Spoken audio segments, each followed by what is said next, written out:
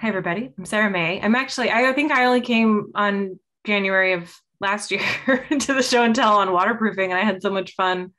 I was like, I would totally do it. And the topic, you're right, I'm going to get more out of this than anybody, but this is a topic that has been of interest to me. And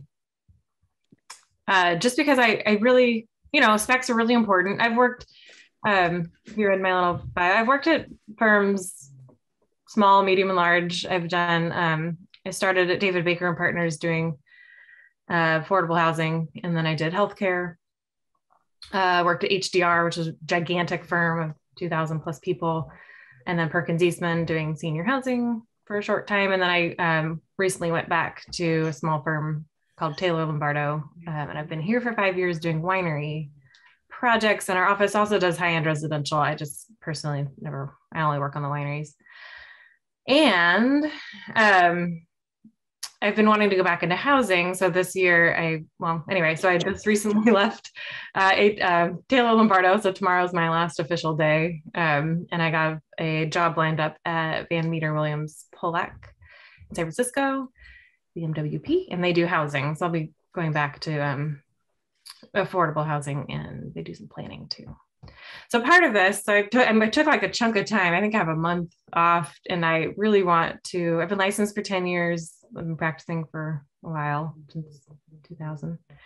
So I kind of want to get organize myself. And so this is kind of, you guys are going to help me do this.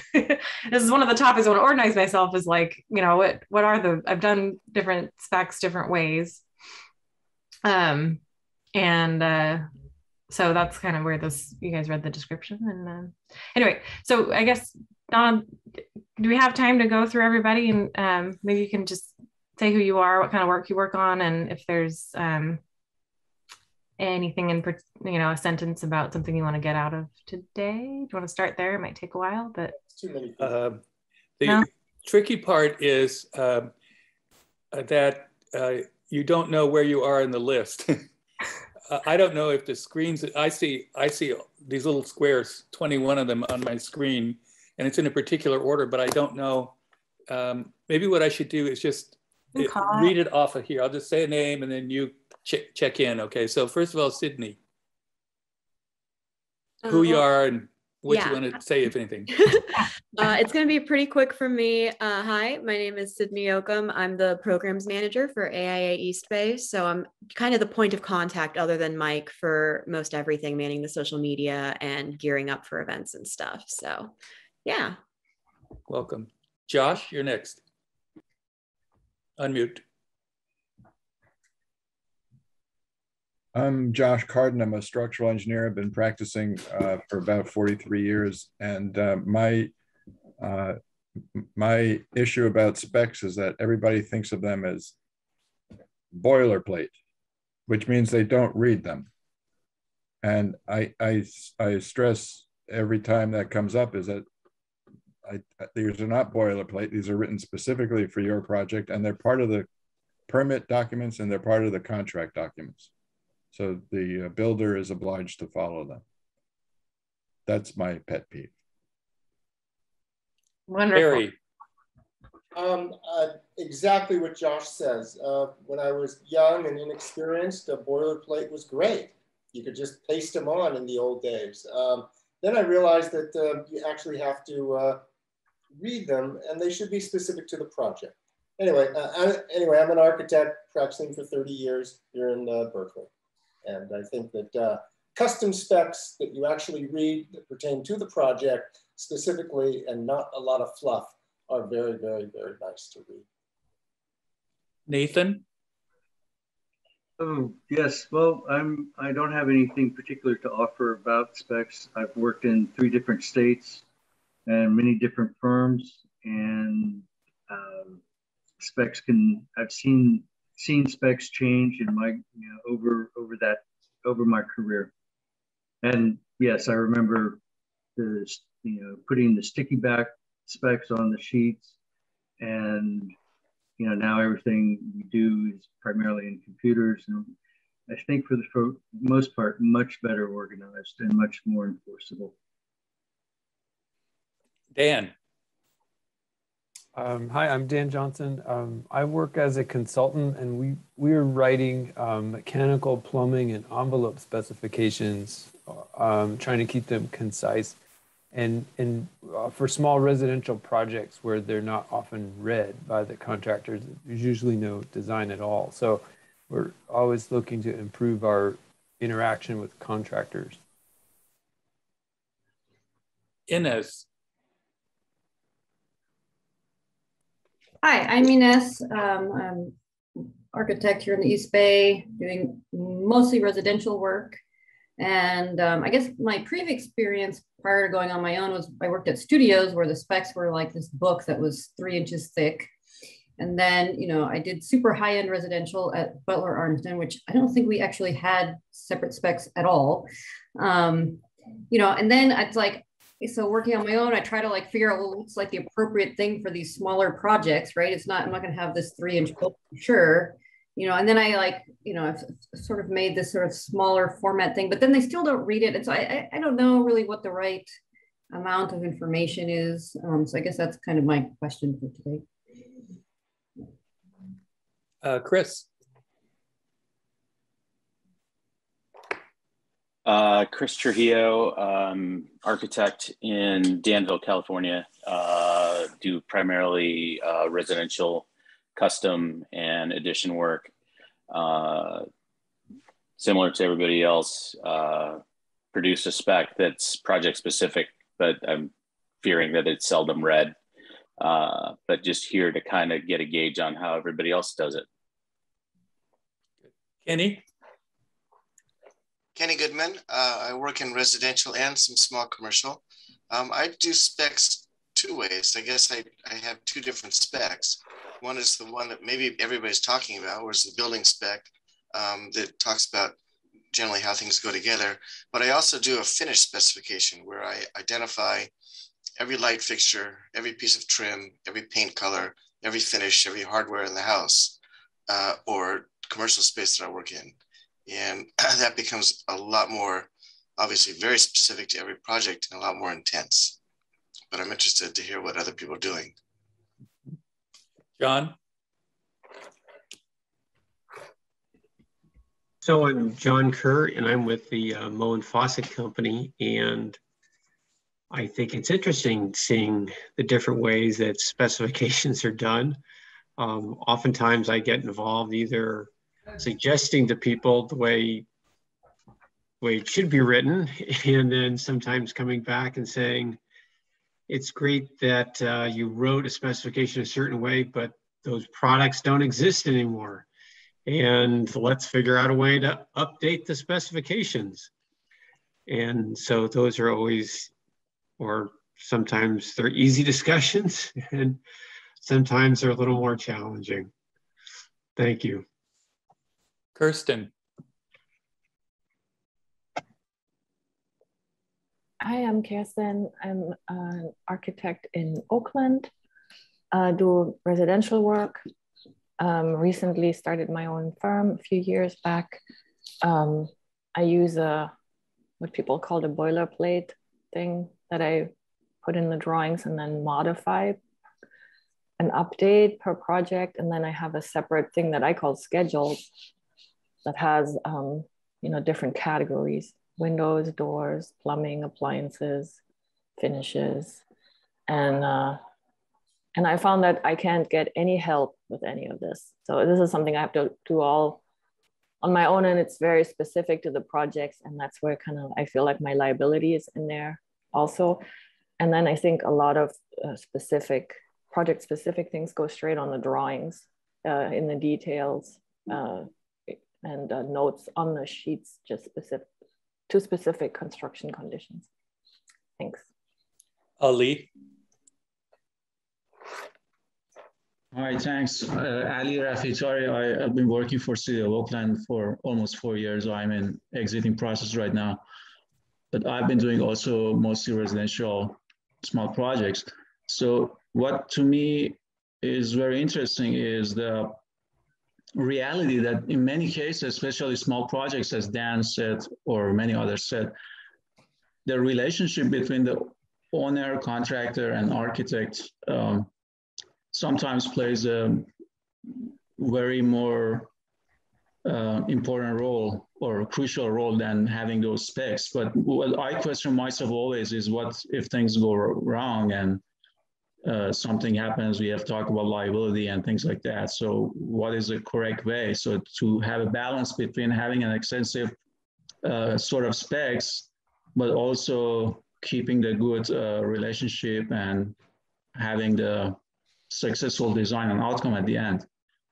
And yeah, it's interesting how different it can be based on the scale of the project.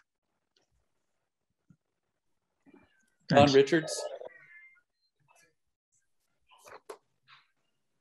Hi, everybody. I'm a product rep for Ardex Americas. And typically you will see our products in Division 3 and Division 9.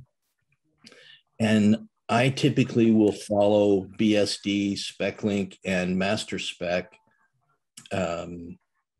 where our products fall into place there. So I'm curious how you guys relate with SpecLink and with Master Spec. Wesley.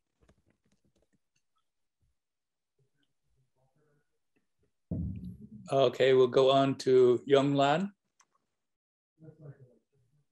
Hi, my name is Young Lan, and I'm an architect in Berkeley. I worked in high-end residential for most of my career.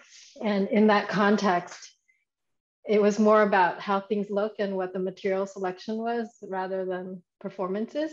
And then from there, I moved to California and worked in prefabricated construction, where every aspect of the delivery was needed to be called out, and they were for public projects. And so in this context, now I'm practicing on my own. I'm interested in finding a way to do the specs where it manages the critical performance items in a way that makes it still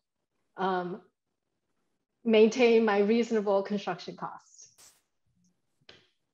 Wesley? Hi, this is Wesley. I'm sorry. I was outside working on the deck of my house. I'm a retired architect, but I'm really like with the form that you've got in terms of discussion. In regards to specifications, to me, it's a matter, specs are basically talk about the quality of a project, drawings are quantity, and that's served me well throughout my career. I did a lot of medical work and from high-end things, doing hospitals, so we always hired a spec writer and had general contractors. And good general contractors rely on the specifications for obviously bidding purposes and getting the quality of project that you want, but also it keeps things on track per your contract. On residential work, I've done outline specifications, and that's, again, served me well with a lot of notation. Depending on the high-end residential, we always had a booklet, but again, it's follows similar format. But again, I want to stress that specifications really should identify the quality of the project that you want. And then again, the drawings, again, are the quantity of what you want to do. So that's kept me clean for the 45 plus years I've been in practice, and good luck. The specifications are definitely a part of contract documents. Okay, Justin.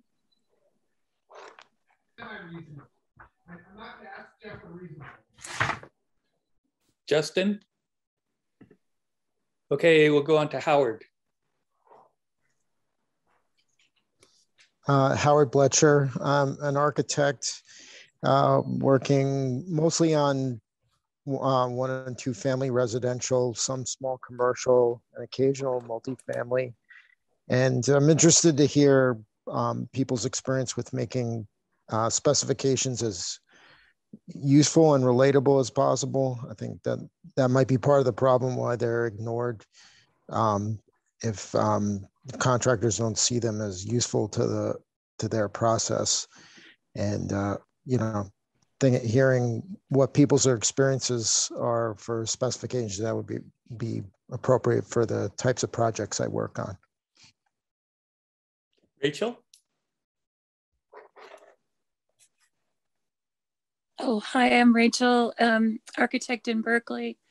I I'm working on larger projects. I've always hired a spec writer to coordinate all the aspects of the project. But on the smaller projects, which is what I'm interested in today, I really haven't been using it that much except for boilerplate. And I do feel like it's a weakness, but I also, even after doing CSI certification, I just don't feel competent to write them. And curious to know about what other people have to say about that. Taisuke?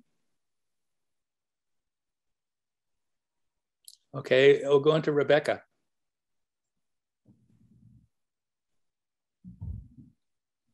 Okay. Oh, I'm here.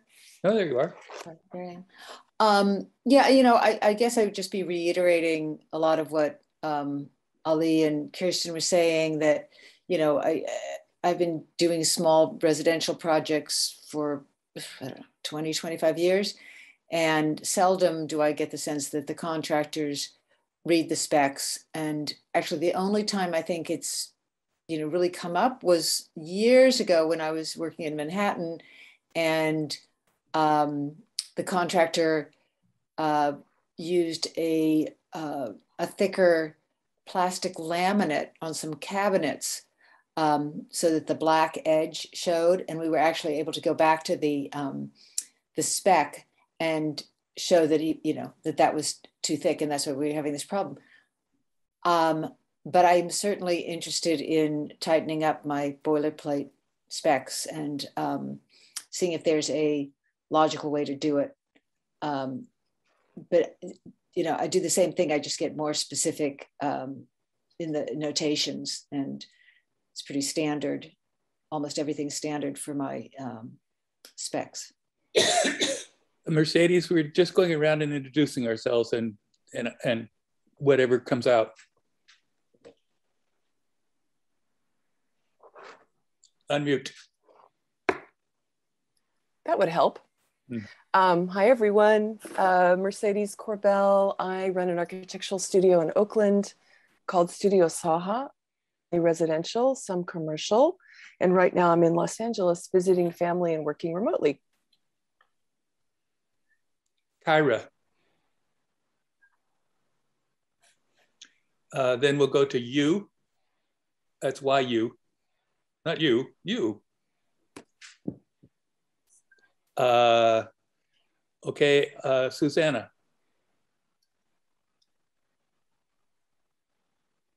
Hi. Sorry. Hi. I'm on my phone right now, so I'm a little bit discombobulated. I'm an architect. I work in San Francisco. I'm doing a lot of residential work, and have done some full new houses, in which case I've done full specs for those, but on kind of smaller renovations, additions, it's a little bit trickier to figure out, you know, how much to do and what to do specification wise. So I'm curious about that. Is there anyone that we missed that wants to introduce themselves? Okay, just to myself. I'm Donald. I'm an architect in Oakland. I've been on my own a little over 30 years. My work is predominantly additions and alterations to residential, commercial, and industrial projects, you know, with some other strange things thrown in every now and then. And I once had the small project version of Master Spec. I still have it. I never use it. The only time I use a spec on a project is if it's being competitively bid. And that's rare among most of my projects. Most of my projects are negotiated bid. And the other thing is that my drawings tend to be very detailed and specific. And so some things like the structural issues, you know, like the concrete and the steel and the wood and those kinds of things and those procedures, that's part of the drawing. It's kind of all the pertinent details related to that for the project are right on the drawing.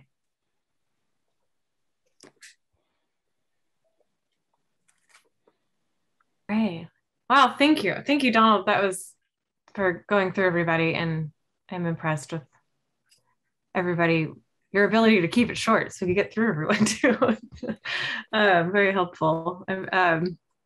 I will say I have never managed a room this big in Zoom. So I think what I'll do is I'll share my screen and the a couple specs that I will be sharing. And then Mercedes submitted some, and I'll put yours up, and then maybe you can talk.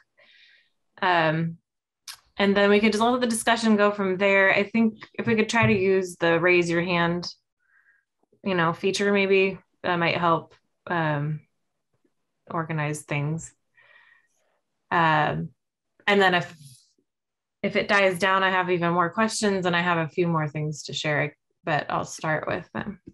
Start by sharing here. This is my you're going to look at my second screen here. So these are the two examples that I like the best. And when I'm talking about outline specs, for me, it's not the big projects, but it's the smaller, wineries are they're like big, giant,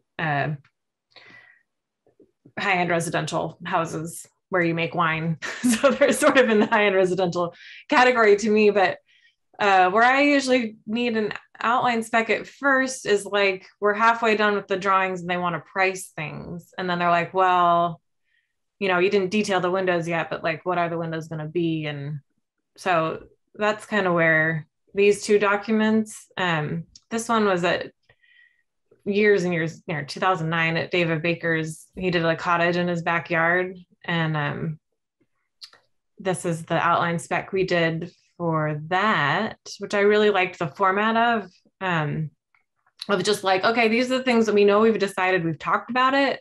Let's at least get it on paper. And then, to a custom home builder contractor, that's enough for them to, put some price to it. So that's kind of what it looks like.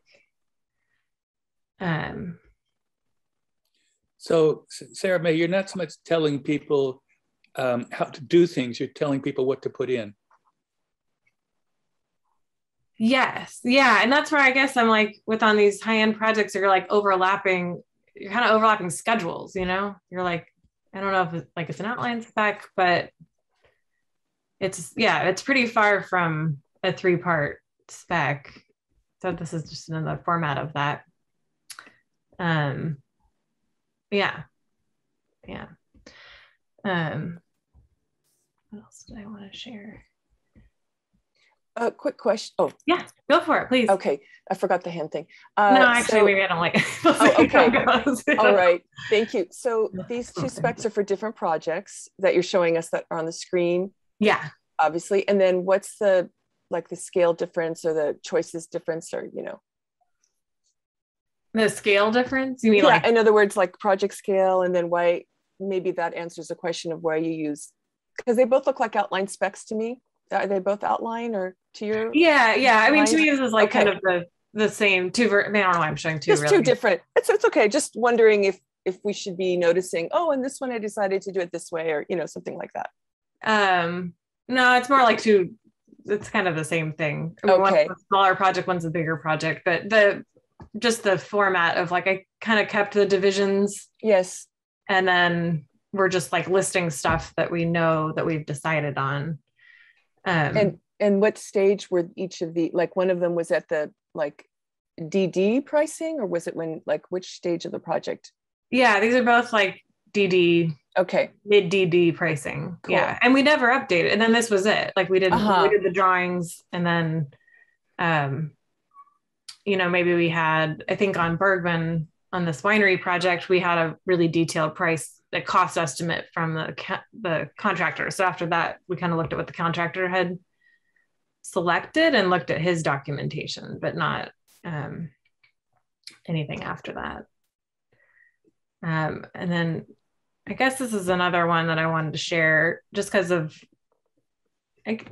my discussion too is about like formatting, like should this be in Excel or should it be in Word? So this is a really, custom house home where we did it on Google Docs, and where you can insert photos, which is good and bad. The client kind of liked it at first, and then like it kind of got too unwieldy, I guess, you know.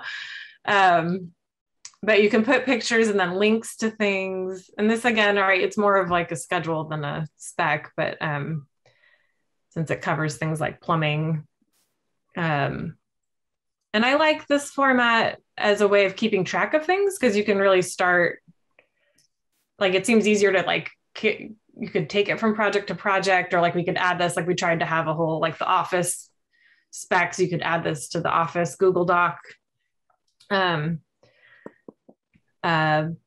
it's online, so you can always get to it. But I tried this for a lighting specs and schedule, but anything, right? It's great to see. Yeah. And then the other, I guess the last thing I'll share too is I didn't know, and actually I have to put, yeah, ARCAT does a free outline spec wizard, which I did in preparation of this, but it puts together, you can kind of click on the divisions that you're interested in. Sorry, this is such a mess. And then it'll pop out something really short like this, where you can, so cast in place concrete, you can kind of pick different materials and it will pop out a really short spec like this. I've never used it. I just came across it while I was doing a little more research for this talk. So I'm curious if anyone else has used that. And then I'm also, Don, you mentioned spec link, which I don't know what that is. Maybe you can talk about that more, and BSD, but maybe that's similar. Yeah, BSD is spec link. Oh, okay. Yeah, I don't know. And then I guess my last share, sorry, I had too many here, but this is where I would love to go, is have something that's more visual, even though, even when it's specs, sorry, these are renderings. Oh God. Okay. So this is a winery, and where I kind of end up putting all the different beautiful stuff in one PDF. And then this was like the specs. Again, it's close to a schedule, but it does, you know, we were like, we figured out what windows we want. We know it. Like the important stuff to me for projects like these are the finishes, but it's more the finish schedule or the roof, like we were deciding between two roof tiles. And this is really nice looking.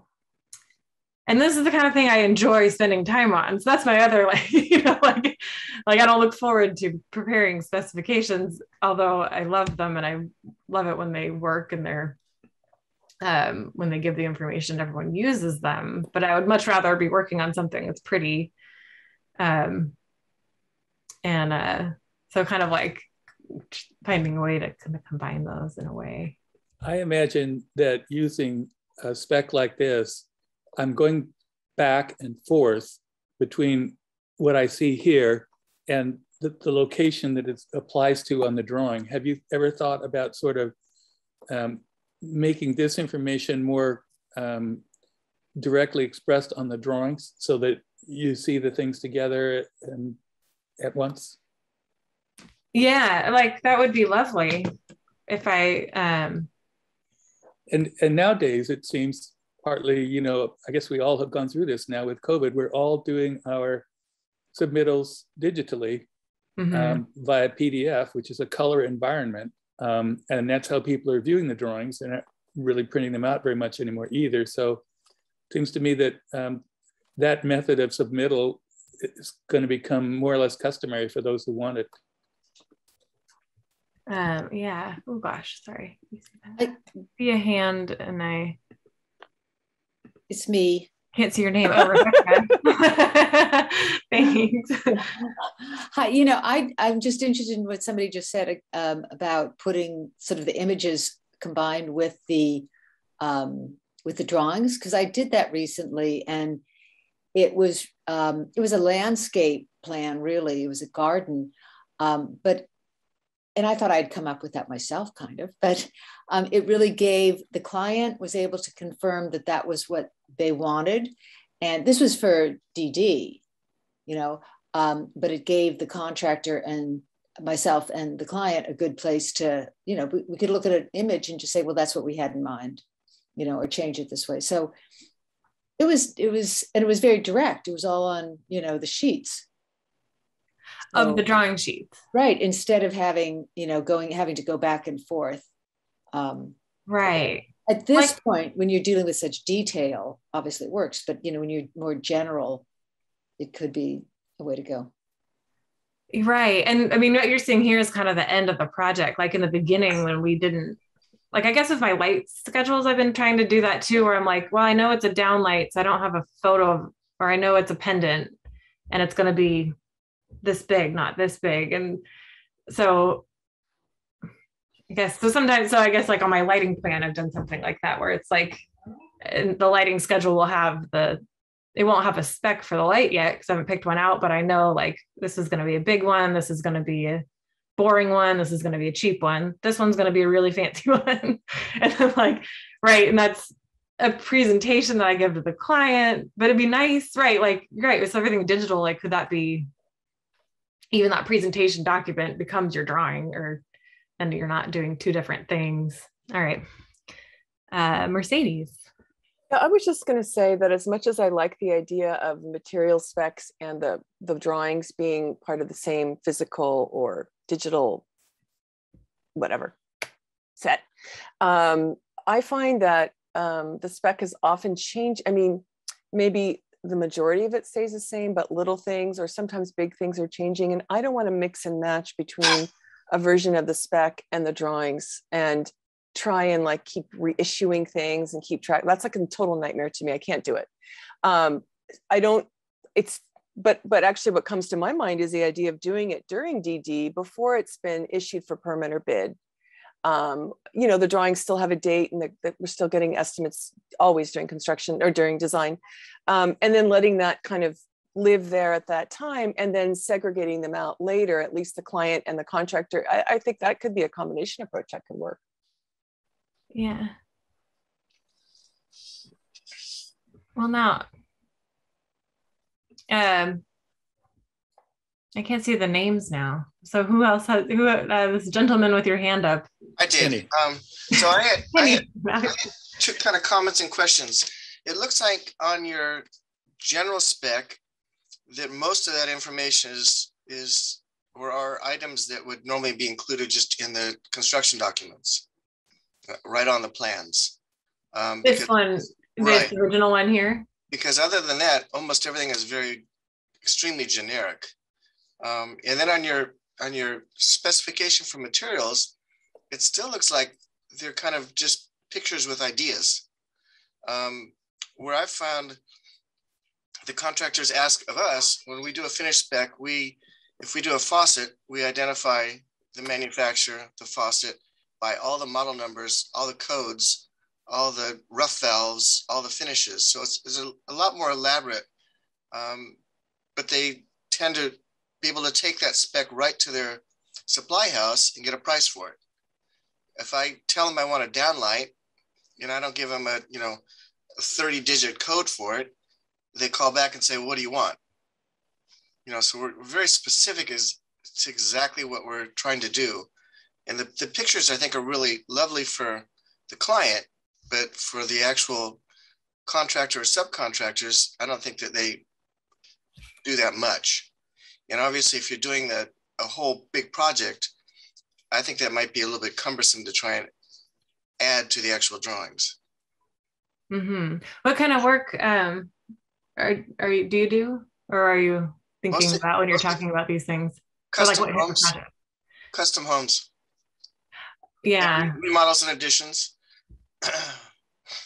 Yeah. I know, it's like the different types, it's like the different moments in time too. So it's like for the one on the right hand side here, it's like I didn't like have annotations on my drawings. We had like some sketches, or like we had just started. And so we hadn't really, it's early on before, right? Like in construction documents, this would all be on the set of plans, but earlier on when they're clamoring for pricing, that's kind of where I feel like an outline spec like this kind of outline spec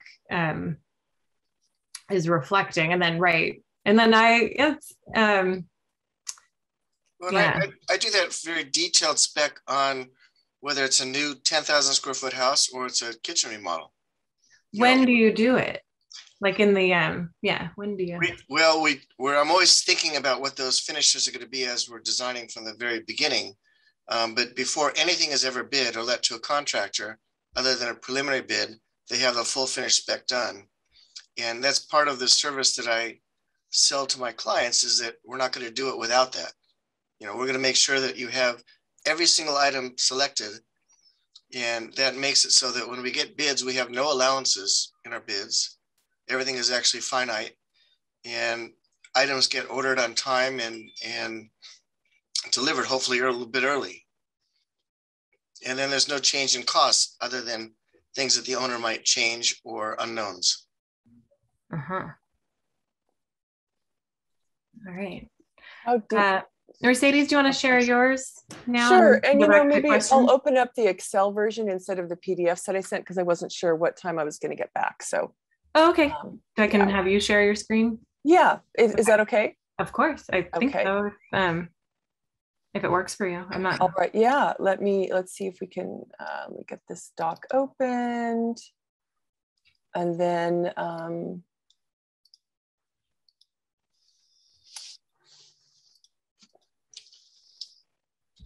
okay, it says host disabled participant screen sharing. Maybe it's just in the process of updating or something. Yeah, that's from me. It's a security feature. I can make you a co-host so you can share your screen. Okay. Thanks. I don't know who said that, but it was me, Sydney. Oh, okay. Thank you. Hi.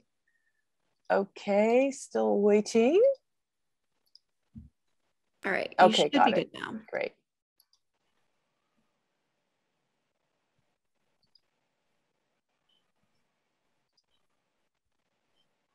Okay, so this is for, I tend to use Excel. I love the way that I can, not have to deal with tabbing around. I mean, it's margins, etc. So I, at different times, I've used Excel where I've had a different tab for each division. And I don't do super detailed specs with the sort of 3-part thing. And these are for residential projects. This one was for an ADU, a detached ADU.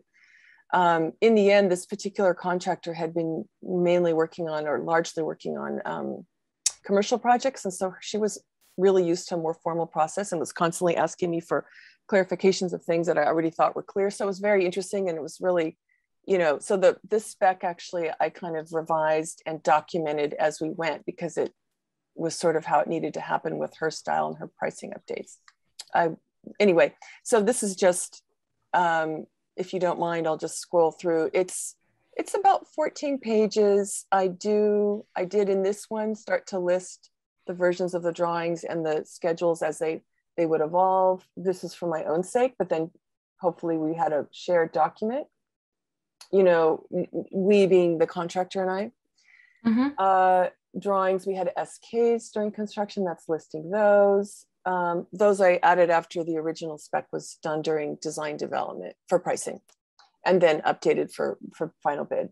So, it's just no rocket science here, but you can see I'm just sort of listing. I don't know how well you guys can see this. Should I make it larger? I'll move this over a little bit. I'm on a small screen and I have to be able to still get it looks okay to me. Okay. Yeah. So let me just go down a little bit. It's definitely, I wouldn't put some of this stuff on drawings. Mm-hmm. I find the drawings get hard to read, and so that's a whole other thing. That's working with keynotes for us. But I just want to go down because I did start to do a little bit of inserting of images, which it's way down here. It's like with a faucet. But can you see their finishes? Like these things I must have had that space for printing reasons. I wouldn't put necessarily on the drawings. Again, things that I think that owner might change, mm-hmm. or we haven't really finalized, or that I'm wary about putting them on the drawings. I don't know if this is helpful to do it the way I'm doing right now. Is this okay? Are you doing your drawings the in way you're pencil? sharing? Yeah. Yeah, this is great. I'm sorry, what was that, Donald? Are you doing your drawings in pencil? I do my schematic design drawings in pencil, and then we do the CAD drawings in Vectorworks. Now doing the 3D. And so when you say that you don't want to deal with the confusion of revisions to the drawings, are you referring to both of those phases, the pencil phase and the computer phase, or just one of them? Mainly the computer, the CAD phase, because if we're in schematic design, yes, I'm frankly not even, I might be picturing materials, but the focus is on layout and position. And for me, materials, I start to talk about that really during design development. By that time, we will have some CAD drawings, if not right at the beginning, then in the middle, depending on coordinating with drafters. And so the point is, but to me, the more sensitive time frame would be the point at which we've issued it for pricing or bidding and or permit, because a lot of times my clients, and maybe I need to manage this differently, haven't made up their mind about some of these finishes until they're like absolutely forced to do so, like a deadline. And so I'm just, especially on this project, it was really like pulling teeth to get some decisions. And it was okay, but I mean, I really needed the external deadline for her to choose from the things that I had presented. Does that answer your question? I'm not sure I'm asking. It does, but I started working in 1976. And so I spent a dozen years or so working in pencil. Mm-hmm. And then I switched over to computer. And one of the things that I've observed, having worked in both environments, is that revisions on computer are an order of magnitude easier to do. You can take and duplicate your whole drawings, put that file aside. You just made some new drawings exactly like it. It took 3 seconds. It's not layout or revisions to the design itself that I'm referring to with the specs. I'm referring to material selections or products. Okay. And separately, I have a separate door schedule. I have an exterior door, exterior window, exterior skylight schedule, which is also Excel, and that's one doc. And sometimes it's on the drawings and sometimes it's not. Same reason, even though that shouldn't be changing, it still sometimes changes. So usually it ends up on the drawings, at least for the permit set. So here, I don't know if this is too slow. I'm using the little arrow button. I don't want to torture you guys. I just don't know what's interesting to you and what's not. Here, I'll just kind of speed it up a little bit. So I'm referring to doors here, but this is just door hardware. Finishes, you can see, it's just,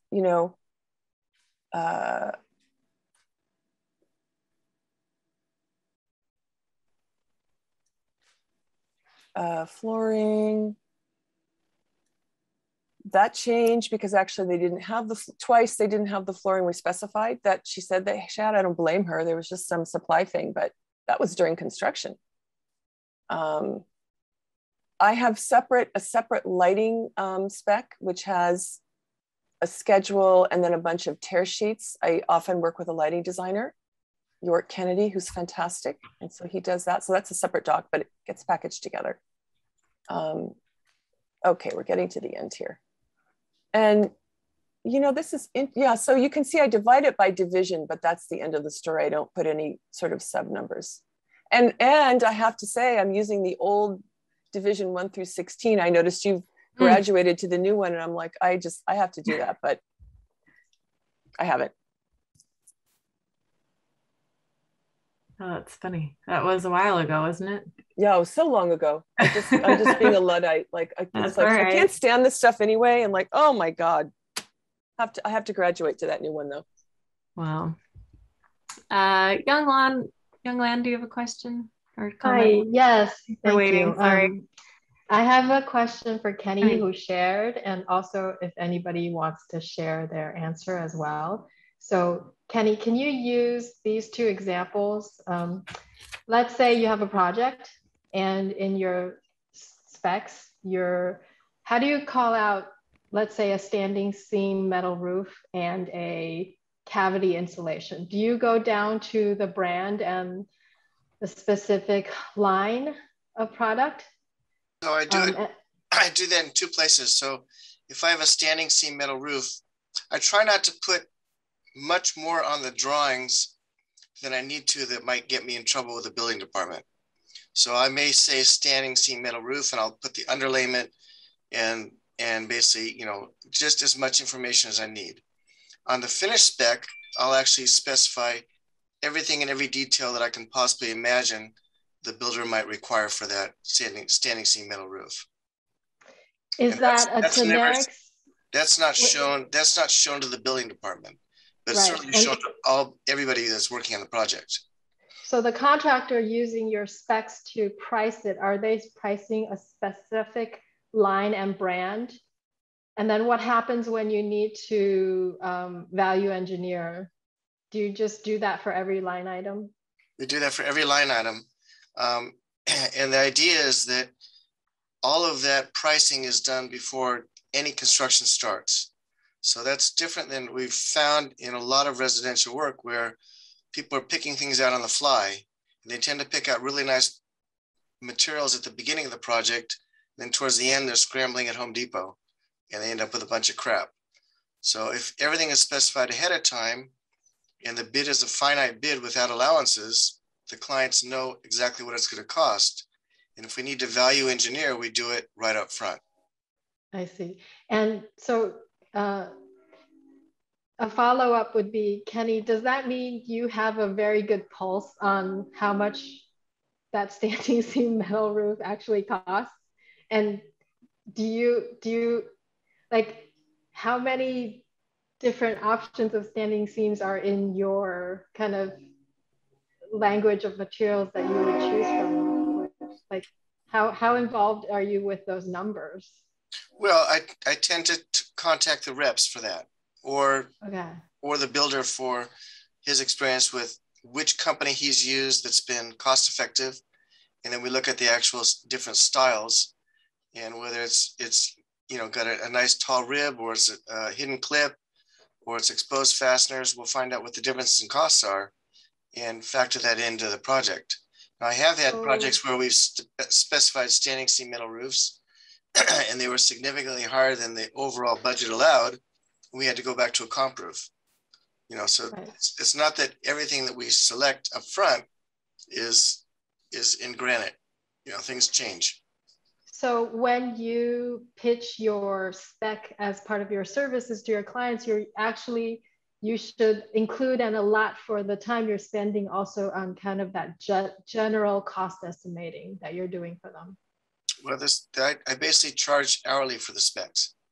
Unless it's a new project, then I have a fairly decent fee per square foot of the overall space. Thank you. When we're picking out a toilet, I'm picking that out with the clients. I'm not just saying I want you to use a toilet, a total Guinevere, 1.28 gallons per flush and cotton finish and a certain washlet seat. We're going to talk about different options together at my conference table. And we're going to look through catalogs and select what I think works best for their budget and for the style and design of their house. So they're fully aware of what we're picking ahead of time. Yes, but clients it's easier for them to relate to a toilet than asking them to select that insulation. Correct. Does anybody have a different way of doing it like Kenny, that is so very detailed and price specific, but in a different manner to share? Thanks. Well, Kenny, you said, we can, Kenny, do you want to share you said you had one that you could share your screen. I can if you'd like. Yeah, I think since the conversation's gone that way, I do, we'll go back. Mercedes I hope we didn't feel like we're abbreviated here. Oh, not at all. Your share was great. And I do have a few questions, but sure. No, it's all great. It's all good. Keep going. We'll pretend we're at the big table at the AIA. I'd like to ask Kenny a question. Certainly. You said something that I haven't heard anybody say in a long time, but in the old days, there was a style of practice that you said, I try to keep the information on the drawing about the standing seam roof minimal so that I don't get in trouble with the building department. So what is your fear that, how does this fear materialize itself that more information on your drawing will create problems with the building department? Well, I have to say my drawings are very, very detailed to begin with. But it seems as I add more detail, there's more questions from the plan checkers.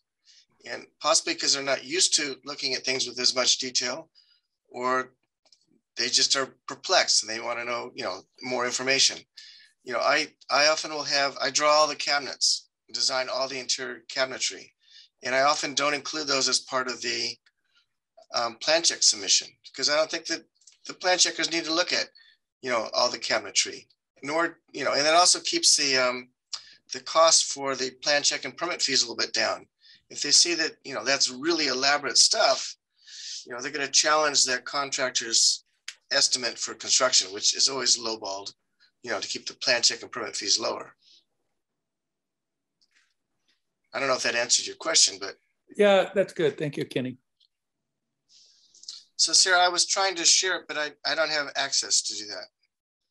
Sorry again, I can make you a co-host. Oh, sorry, Sydney. Okay.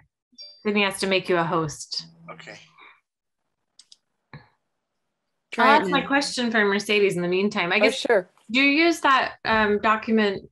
Do you find that you can take it from project to project without, is it or do you kind of start it from scratch with every project? Oh no, I don't start it from scratch. Yeah, I do take it from project to project. I don't feel like it's certainly not perfect, but not only is it not perfect, I do feel like, I don't know, there's got to be a better way. So I'm really intrigued with how people are arriving at different decisions. It's sort of like all these things are happening at different points in time. I mean, I don't do Kenny's method. That sounds great. So I have things happening kind of at overlapping times, and maybe that's the thing to kind of minimize. But for example, the idea of putting one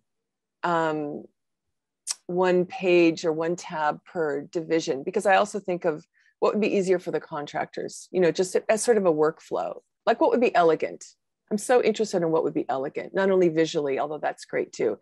So I actually find this topic super interesting. It's sort of like user interface. This is part of our user interface as architects. Well, I think that's why conceptually I like your Excel, the way it's all in one document. And I could visualize you actually printing it out because it's in one tab. And then though I don't think we've figured it out yet, but having it on Google Docs is also lovely, I think, as far as ease of sharing. So go ahead, Donald. A question again for Kenny. In the old days, before, specs were cut and paste. So there'd be a master spec, and maybe it was on a word processor in the old days, and then it got onto computers. Kenny, on your detailed specs like this, how much of this is actually inbound from another spec that you did on another job? Almost nothing, other than the format. So you can see I'm just kind of scrolling through it. So I start with exterior finishes, then I go to interior finishes, then I'll go to flooring, and then I'll go to interior tile. So other than the big categories of some of these notes, like I'm showing at the bottom here, nothing is the same. Everyone starts from scratch. And I do still work in pencil. I do still work old school. But basically this is just, I work in WordPerfect. So that's probably even more old school. So I start by laying out the different rooms. I know here for interior tile and slab that, there's two different laundry rooms in this house, but at the main level laundry, I know I'm going to have a counter, and I'm going to have a splash, and I'll have a grout. And those will all have, in these places, they just have long blank lines until I select those with the client. And then we just kind of do it that way. We just go through every bit of finish. So no, the tile that I use in one house has nothing to do with the tile in the next house. At one point in my career, I started working on real high-end tract homes. And I did one subdivision where we had like 300 homes, and we designed everything. And I was working with a firm, and we had this huge set of drawings. And the developer came back at the end and said, you know, and he paid us everything for it, and we were permitted. He said, I think I want to go a different direction. I want to do it this design instead. At that point, I just said, I'm done. You know, it didn't matter. Even though there could have been a couple $100,000 in fees, they didn't seem to care about that. You know, it wasn't personal. So that's why I went to custom homes, custom remodels and additions, and, you know, smaller commercial work where what I think we were designing or figuring out mattered. So I don't like doing the same things over. So if you look at my website, you see the designs are all very different from each other. I can't stress how much I enjoy doing each project as something very different and unique. So you can see even in hardware, you know, we'll pick out all the cabinet hardware for each cabinet, whether it's a door or a drawer, maybe a different finishes. So it just kind of goes down. We try not to leave anything open. And I do this myself. I'm a one-person firm now. So it takes quite a while to go through all this. I'm gonna say, do you enjoy the process of making this document? Because it must take somebody out like a long time, right?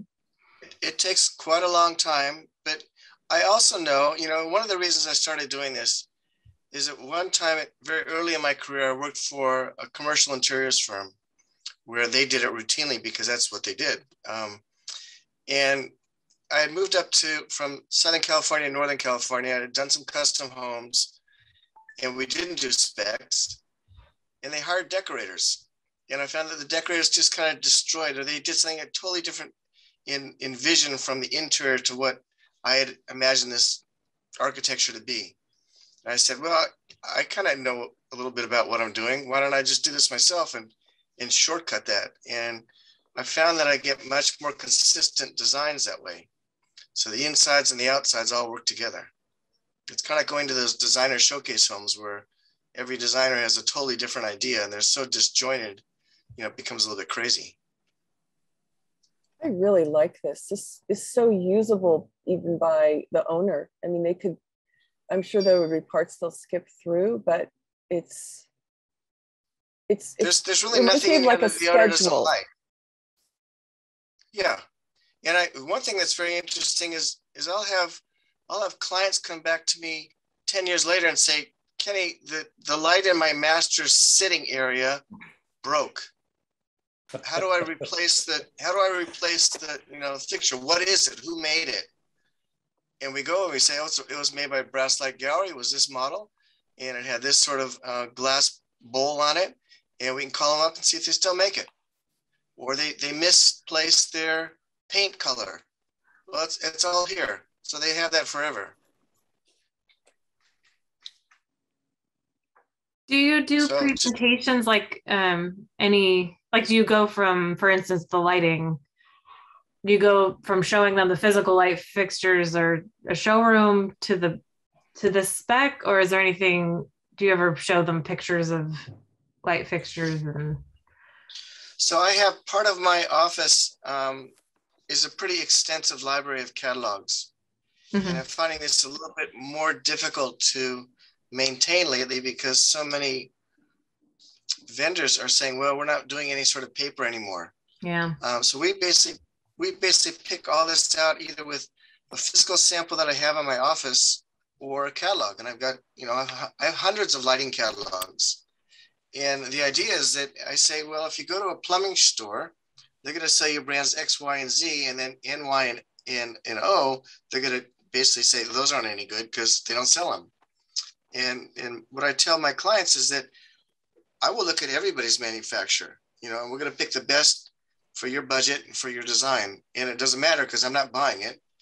And I'm charging you by the hour. So whether I pick a Delta faucet at $80 or I pick, you know, a Perrin and Rowe faucet at $2,000, it's not going to cost you any more, you know, to pay me to pick those out. So we're really just looking for the best product for your design. Rebecca, do you hear? Oh, I just had a question for Kenny. So like paint colors, you know, I am very hesitant to go to the extent that you're going, because something like paint colors, they're going to look really different once some of the other finishes are up, and you're going to want to do paint swatches or, you know, samples on the walls and stuff. So I assume that you just have to keep this thing constantly updated. Like you have a preliminary issue date, October 14, right? And then how do you notify people, the contractor, you know, what has changed in each iteration? Great like, question. you know, like bubbling on a drawing. Mm-hmm. Right. So, well, we could revise the spec and give them a new spec, but typically what I found with paint, let's go to that paint section, because we do, you know, we pick out which rooms get different colors. Yeah. And when I work in a particular room, when we're designing that interior for that space, we're going to be looking at all the different finishes in those rooms together. So the client has a pretty good understanding of it. And I very rarely, over the last 30 plus years of doing these specs, have had clients change the paint or even change the shade of the paint. They pretty much stick with it because they've seen that paint, you know, for a kitchen, they've seen the paint, they've seen the tile, they've seen the counter, they've seen the appliances, they've seen the hardware, the lighting, the finishes of all those all together. So they're pretty comfortable with it. I know a lot of people like to go ahead and just, you know, put about 8 swatches of paint on the wall and say, okay, in this light, it looks great. And that light looks great. And this is one we're going to use, you know, because obviously it changes per the light, per time of day.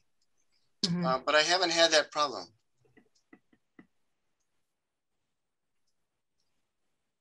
This is great to see. Thank you. Yeah, it's been nice to see such a variety. Mm-hmm. Or, you know.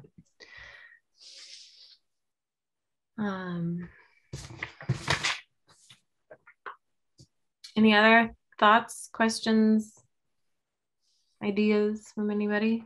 I have a question about so the fee, because that last set of specs, that seems like a lot of work, which is maybe good, but then I'm just kind of curious, you know, how does that go with your fee? I mean, I don't know how you would relate, like hours it takes or percent of construction maybe that your fee goes up with that type of spec, or I don't know.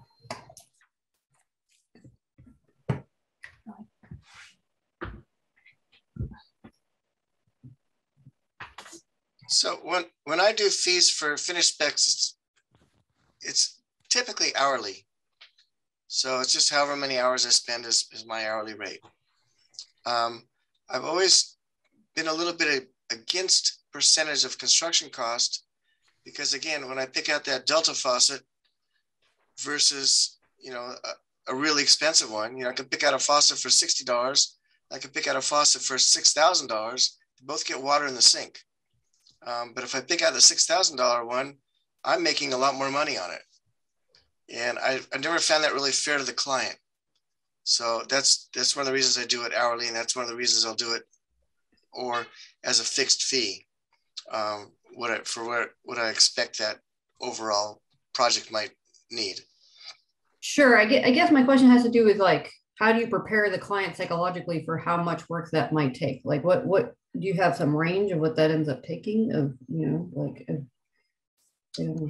they may, I mean, it all depends on the client. So they may ask for some ranges and I can say, well, for a remodel like this, you know, we spent an average of, you know, this project had these sorts of rooms and it took 80 hours. And this one was this sort of done and it was 120 hours. And this one we did in 35 hours. You know, but you get stuck on things. Like I had one project years ago where the homeowners got stuck on the master bathtub. And we spent hours picking out this master bathtub, and they went to showrooms and laid in them and did all sorts of stuff to, you know, see what fit best. And, you know, I probably charged way too much for that. But they got hung up on it.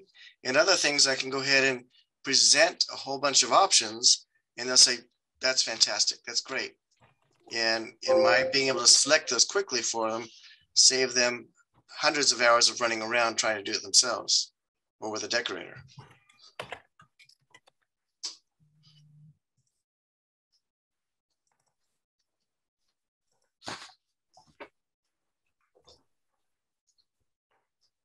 I think architects like you see here who are doing work at this end of things in terms of scale, and whose offices are more or less similar sized. I think in our case, although Sarah May, I guess you're going to go up into the high end there, but I think it's fascinating. It's like everybody is kind of, in a way, inventing their own style of practice. Yeah, Joshua? Oh, thanks. I noticed in one of your specs, Sarah, you said for concrete C's, the S drawings, but there were still some items in your spec for finishes, color, the type of formwork.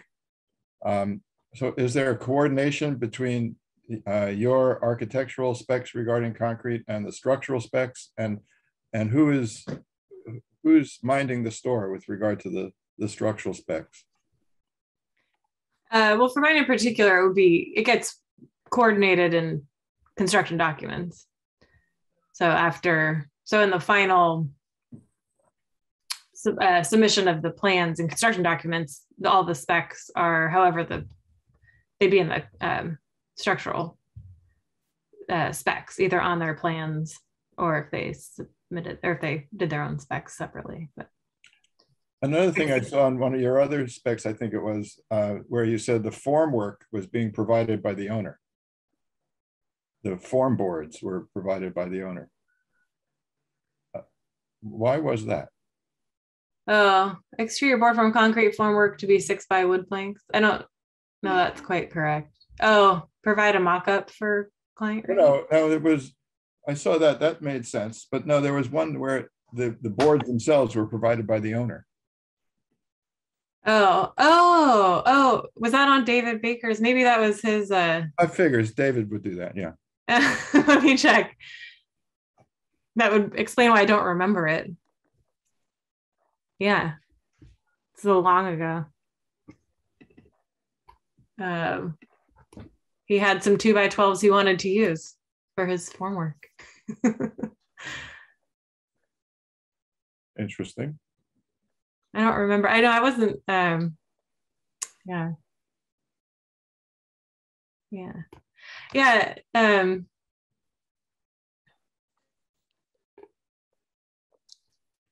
I don't remember what he actually ended up using. Thanks. Did I share my screen? I did. Yeah, it's showing. Any other questions, comments? I had a kind of a question for the group, which may be, we have enough time left, I hope. But, oh, I'm sorry, Kirsten, please. Go ahead. Hi. So I liked what, Kenny, what he was showing in his Word document, or whatever word perfect. And it seems very similar to what I do, except that I do it in Excel. And I feel like it's also works a little bit like a shopping list for clients. And if you want, I could show you something. Yeah. Sure. Sydney, can you make her do your magic? Just sure I'm hiding everything I don't want you to see.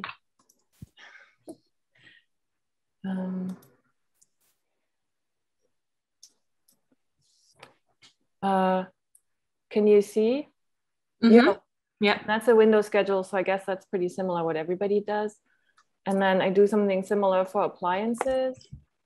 Mm-hmm. And it has, the levels and then what stuff it is and what the manufacturer is and model numbers and any notes that are needed. And then this one is, so plumbing. And then I just make everything yellow that they haven't picked, try to help them. Mm-hmm. Mm-hmm. I mean, I make suggestions and I send them stuff to pick from, and then they need to decide. And then I put everything on here that identifies the item exactly. And then in the notes is stuff for the contractors, where to install it or if there's anything special about it. So not that. And then electrical, and I'm still, as you can see, there's a lot to be decided on this one. And then I think the biggest one is the finish schedule. I haven't done that yet. And, but I totally agree with what Kenny says, that the earlier it's done, the better. And it totally helps. And I don't know how to, oh, here, stop share.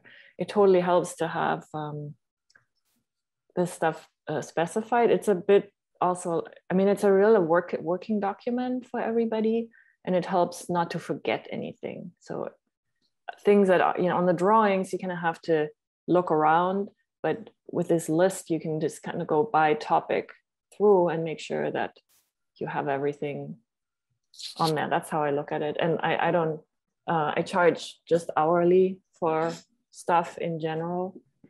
So it's not really a problem, but sometimes clients want to do that. I have one project where the client does the schedules because they want to.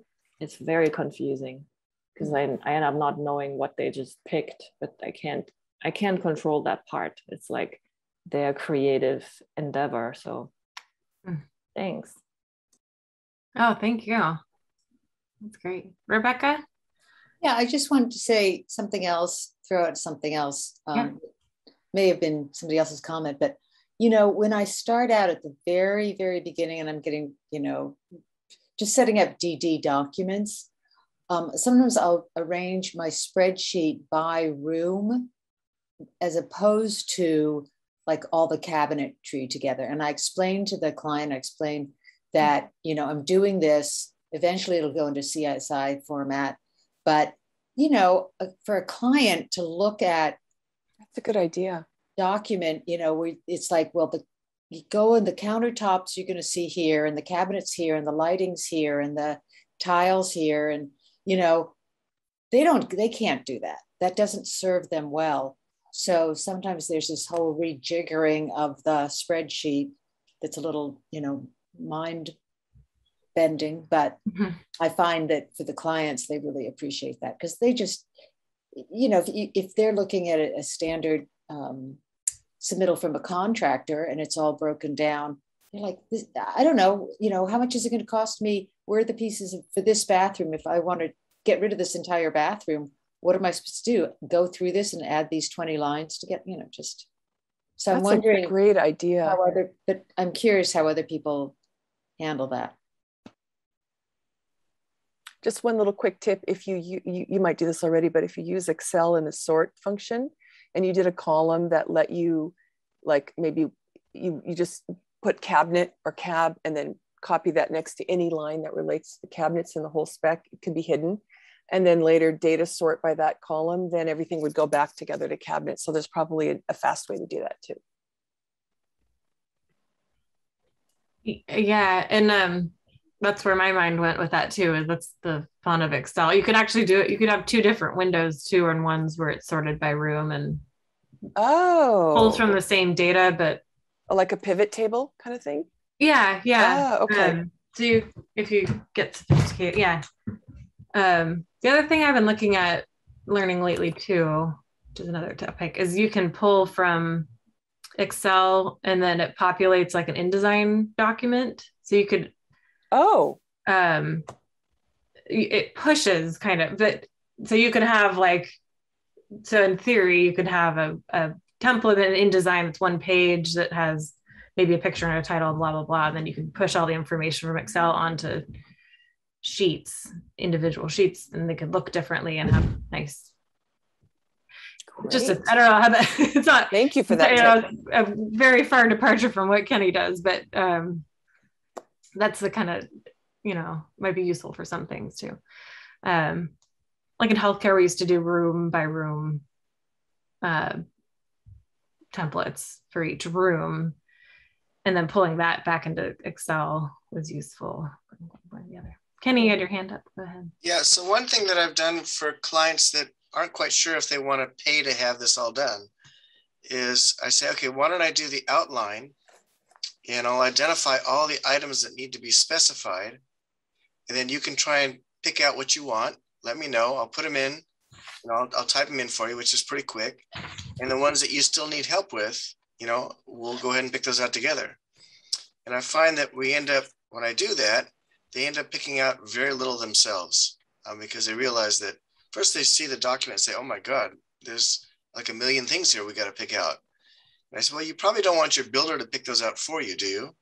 You know, you want to either have some sort of say in that and be able to determine what it is that you like. And that seems to work out pretty well.